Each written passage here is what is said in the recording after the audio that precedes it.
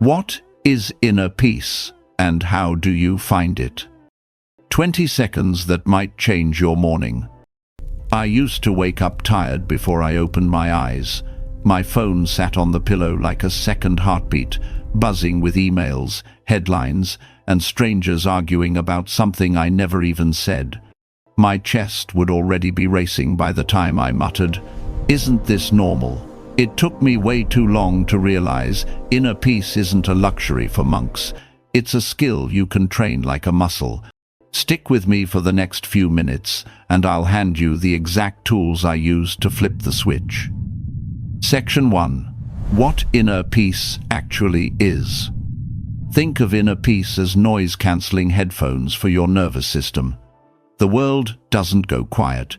You just stop letting every ping hijack the controls. Picture a snow globe after you shake it. Most of us walk around trying to catch every flake, convinced that solving one more problem will stop the storm. Setting the globe on the table isn't denial. It's choosing to watch the snow settle instead of swirling it on purpose. And no, this isn't permanent bliss. You'll still get angry, heartsick, disappointed. The difference is those feelings check in, then check out instead of moving into the spare room and redecorating. Emotional weather, remember, rain still falls, but it doesn't have to become a decade-long thundercloud. Section 2. Why modern life makes us forget. The average person checks their phone 96 times a day. That's once every 10 minutes. Each tiny scroll squirts a drop of cortisol into your bloodstream. Do the math. 35, 0 microshots of stress a year before we even mention jobs, relationships, or the economy. Our brains were built to scan for tigers on the savannah, not to juggle global crises in filtered selfies while an algorithm yells at us for not hustling hard enough. No wonder we treat exhaustion like a badge of honor. Section 3. The 5 pillars of buildable inner peace. Pillar 1. Master your attention. Attention is your most valuable currency. Treat it like a budget. I use the 3-3-1 rule. 3 set times a day for social media, 3 for email, 1 skim of the news. Outside those windows, grayscale mode on, notifications off. Day 1 feels impossible. By day 7, the silence is so loud it's almost musical. You'll taste your coffee again. You'll notice your shoulders drop without being told. Micro step. Flip on, do not disturb for the next 2 hours. Set 1 timer labeled snow globe. When it dings, notice any tension and exhale it out. Pillar 2. Practice detachment without drifting into apathy. Detachment isn't, "I don't care." It's caring deeply while loosening your grip, like holding a baby bird. Too tight, you hurt it. Too loose, it falls. Ask the Stoic filter, is this inside my skin or outside it? If it's outside traffic, politics, your neighbor's opinion, close the tab, stand up, and shake out your arms for 30 seconds. You just broke the cortisol loop and reminded your body you're mobile, not trapped. Micro step. Write 1 recurring worry you can't control on a sticky note, stash it in a drawer, and say, "Yes," out loud. I release what I can't steer. Cheesy, but effective. Pillar 3. Cultivate compassion, starting with yourself. We say things to ourselves we'd never say to a friend. Stanford research shows self-criticism jolts stress hormones and shuts down problem-solving. Self-compassion does the opposite. Try the 2-word check-in. Red light, microwave, elevator, any pause works. Ask, what's here? Label it. Tight chest, buzzing brain, no fixing, just naming.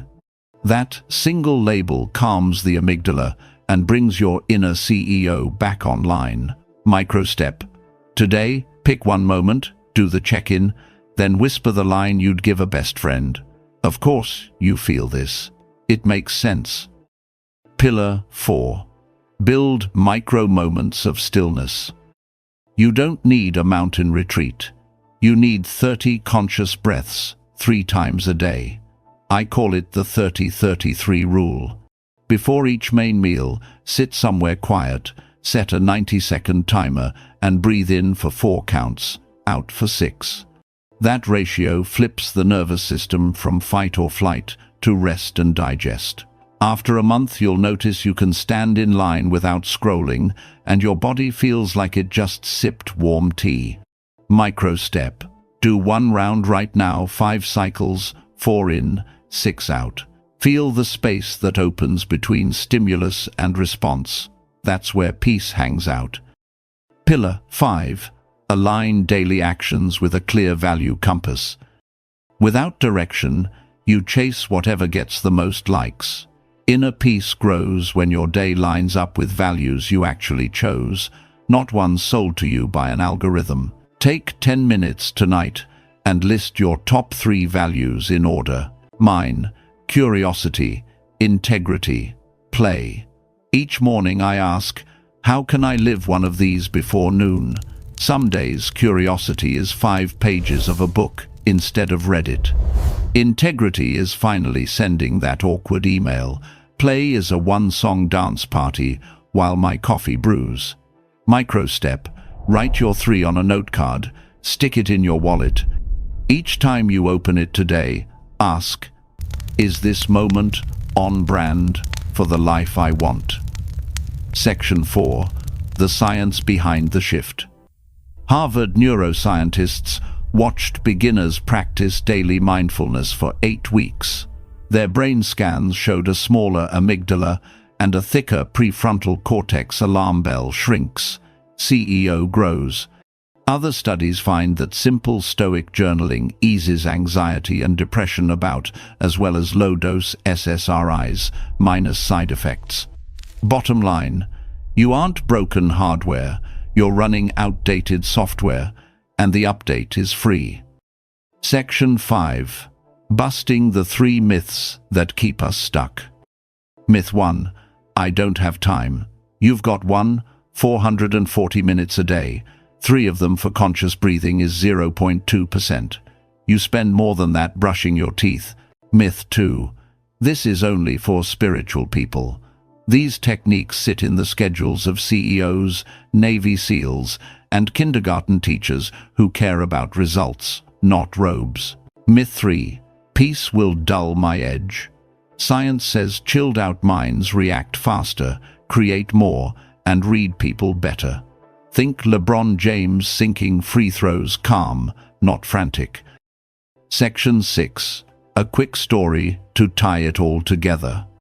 Last year I ran a workshop for 50 burnt-out marketing managers. One woman, Sarah, raised her hand and said, I haven't taken a full breath in 3 years. We did the 30-33 right there.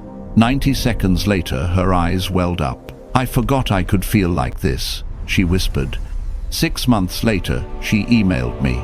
She'd negotiated a 4-day week, started volunteering at an animal shelter. Her value compass said compassion, and plot twist, her team's sales rose 12%. Peace didn't make her soft, it made her dangerous in the best way. Mid-video. Pause here and drop a comment. Which pillar feels toughest for you, and why? I read every single reply and turn your answers into future videos. Your struggle might be the lifeline someone else needs. Section 7. Creating your own ritual stack.